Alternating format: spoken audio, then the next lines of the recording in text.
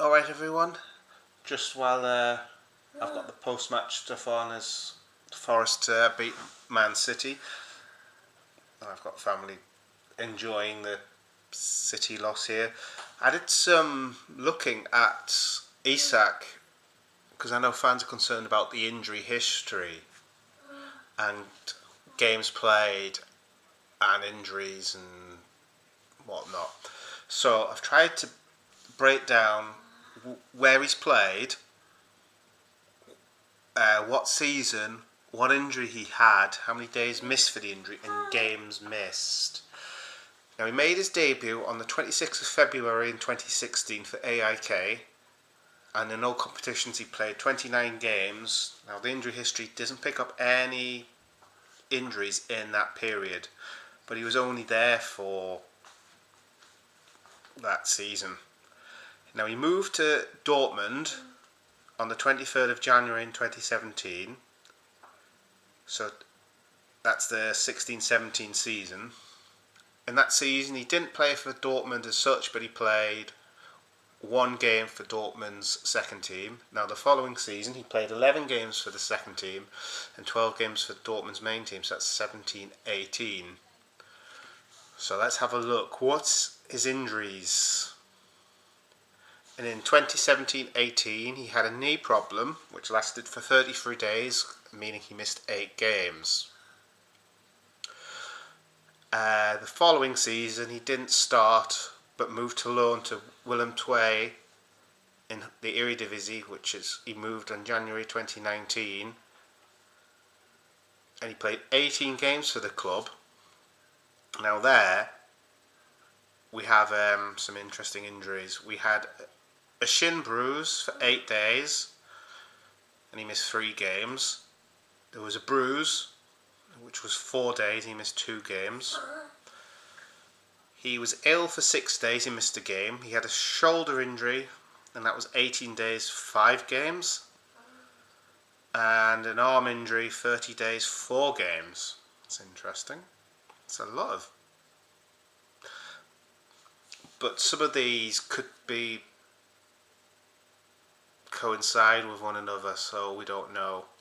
But June 2019, he moved to Real Sociedad, where he played 132 games from 2019-2020 season, and he left at the start of 2022-23, so he was there 2019, 2020, 2020, 21. So he was there 3 full seasons pretty much. And there, knee problem 12 days, 1 game, hamstring 16 days, 4 games. It's just 2 injuries there in 3 years. Now he goes to Newcastle at the start of the 22-23 season, where he's currently played 98 games. 22-23, so it's his debut season. 5 problems, 107 days out, missed 18 games. Groin injury, 2 of them. One was 31 days, missed 8 games. One was 25 days, 4 games. That was the 23-24 season. Now this season, apparently missed 7 games with a broken toe for 34 days, and 1 game each for a 5-day groin injury and a 4-day hamstring injury. I will check that. Some of those I'm not too sure are right. Let's go back to injury history. So it was the Willem II one. Yeah, 18-19, shin bruise. Was he? Yeah, he said he joined in January 2019. Shin bruise, ill, shoulder injury, arm injury. 30 days for the... Yeah. And, yeah. But I'm going to have another look.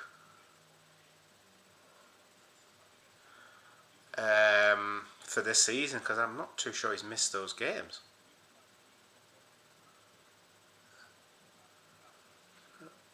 Let's see if I can find a bit more. Flash score, injury history.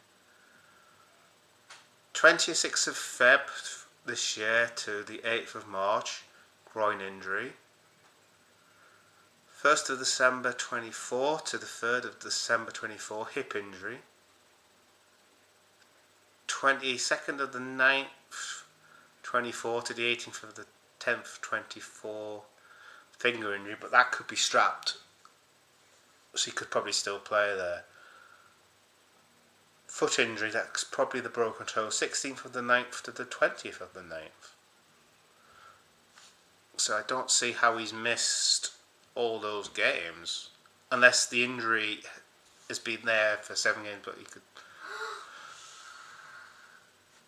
It's a bit of a grey area, but these are the injuries that he's got recorded. And this was Flash Score. The first one I read with all the data was transfer market injury history. If I go to Premier Injuries,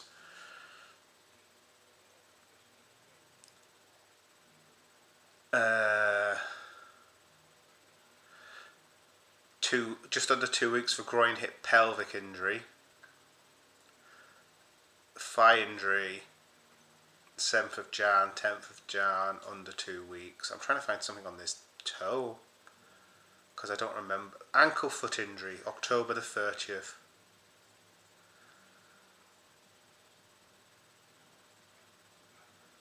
September 24, ankle foot injury. Sorry, I'm just reading here. September the 27th, it says here, Alex is still nursing his toe injury. He will be doubtful for tomorrow. He hasn't trained yet, so I have to make a decision on him. 4th of October, he will miss the game tomorrow, so that'll be the 5th. He'll be back for the national break. And then October the 18th. Trained well, trained at the start this week and looked good. He'll be in contention for the weekend. And there was apparently an eye injury, and there was another foot injury here.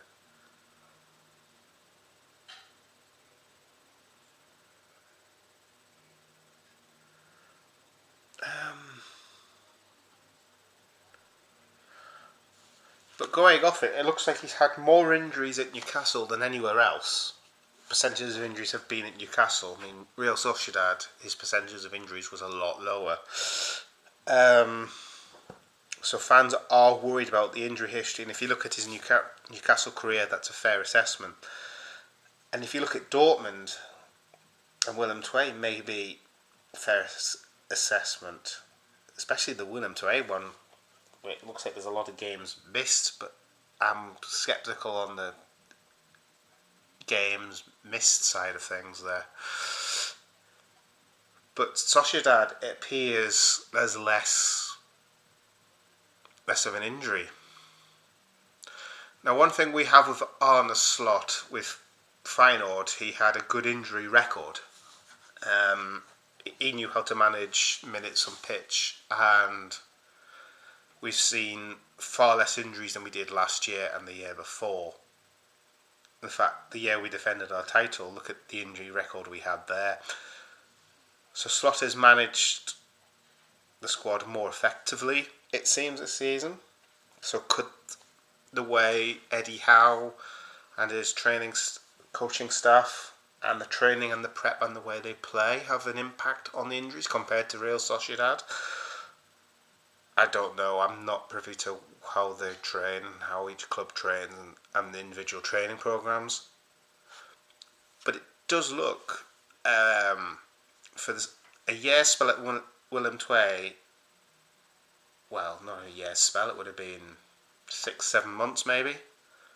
When did I say he signs? January 2019. So you're looking at January, February, March. You're looking at 5 months, and he made, and I don't know the Swedish season, but he made a debut in the February, and there's no injuries there. So, and very little in 3 years at Real Sociedad. So could it be the training regimes that Newcastle set in place? Because we've seen players injured. I think at the moment they've got Botman and Hall out with injury, and we've seen players last year injured because they had an injury crisis on top of a Champions League programme, and that caused havoc for their season. So could the injury thing be less of an issue than some fans fear? It very well could be, but I wouldn't like to be going on record saying, yep, it's definitely the way he's managed at Newcastle and the way Eddie Howe perceives. I'd be interesting if anybody knows this. What was Eddie Howe's Bournemouth side like with injuries? Did they have high injuries? But I can't remember how Eddie Howe set up for Bournemouth as well. I wonder if there is anything on Google.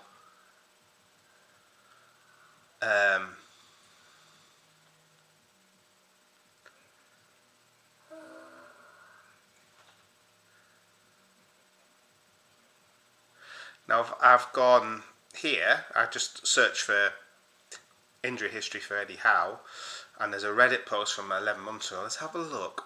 Interesting stat: the injury burden at Bournemouth under Eddie Howe is now on the same as during his current tenure at Newcastle. Instance, which is the rate injury developed in 3 of his last 4 seasons, has been 8.7 injuries per 1k competitive minutes. So it does seem that there are a lot of injuries at Bournemouth as well. Now, Callum Wilson's been known to have injuries. Also interesting, he played for Eddie Howe at both clubs. So it could be Howe and his training methods pointing to the reasons Isak has got a higher injury history. It's something I've said to some friends before. So should we not be factoring in his training regime and where he's at, and look at the injuries and the types of injuries and how long and where for, as well? But even so, the reported 150 million is a bit of a gamble. It really is.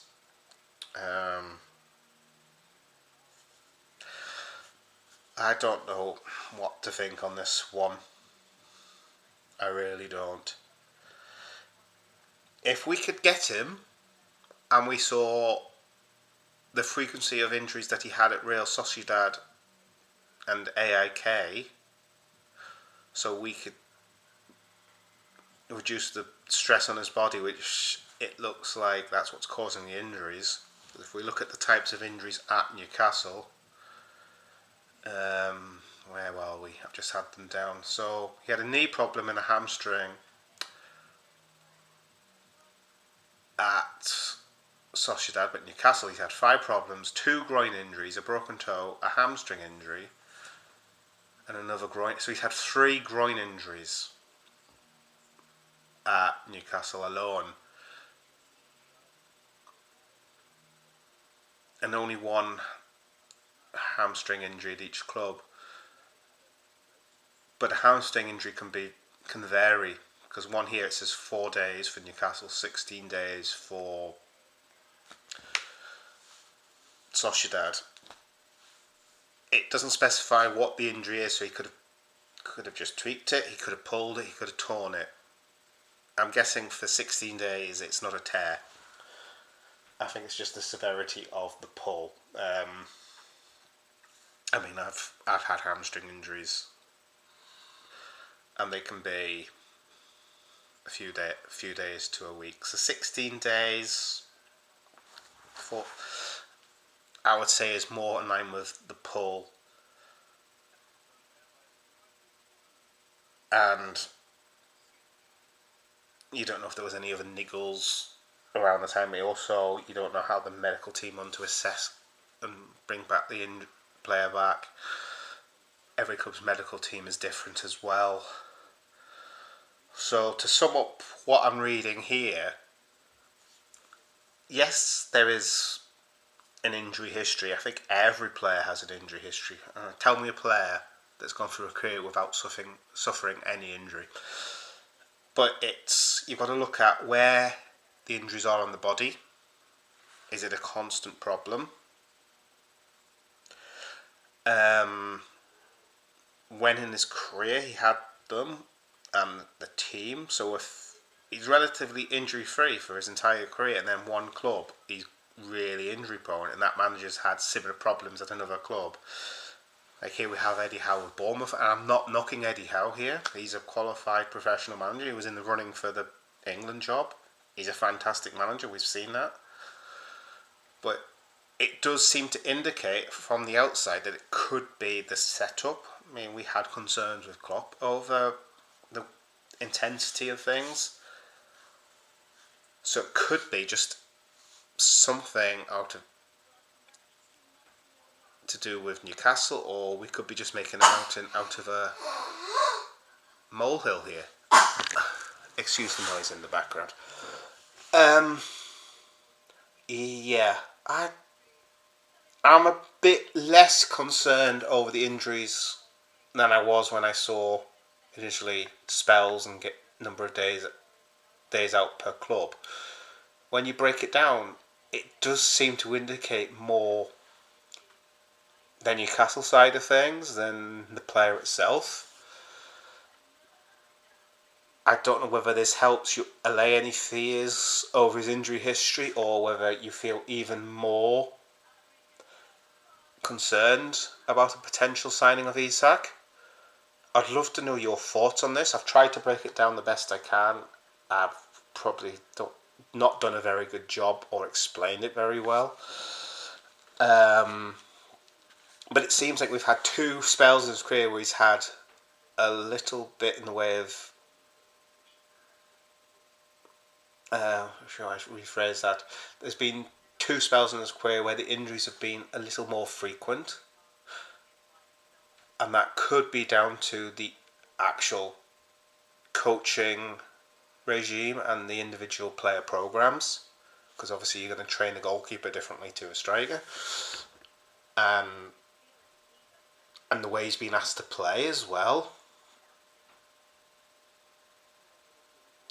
So could that be,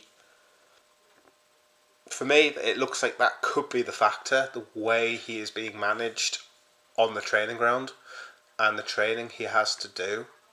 Not that they say the training methods are wrong, but it might be a style where Alexander Isak is going to be more susceptible to injuries than he was in the training at Sociedad. Neither of those two methods are wrong, neither of those two methods are right. It's just what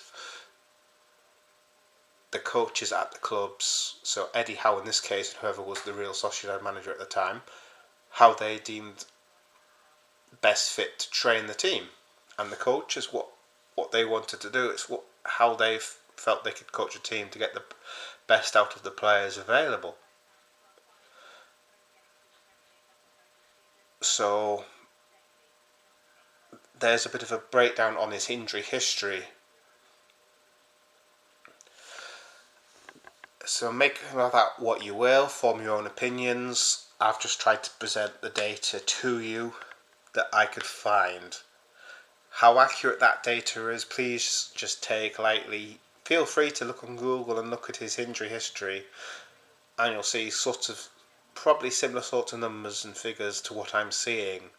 And if you look a bit more in depth at those, as I've said, you kind of get a better picture. When we focus on his injuries over the past couple of years, we're only looking at a snapshot of his career, not his entire career. But I hope this video has been of some use to you. I've probably waffled on too much and made no sense. But yeah, I just wanted to touch base with you on the concerns over the injury history, because there's quite a bit there. And when you look at it in depth, as I say, you'll see where I'm coming from. But thank you very much. Okay, thank you.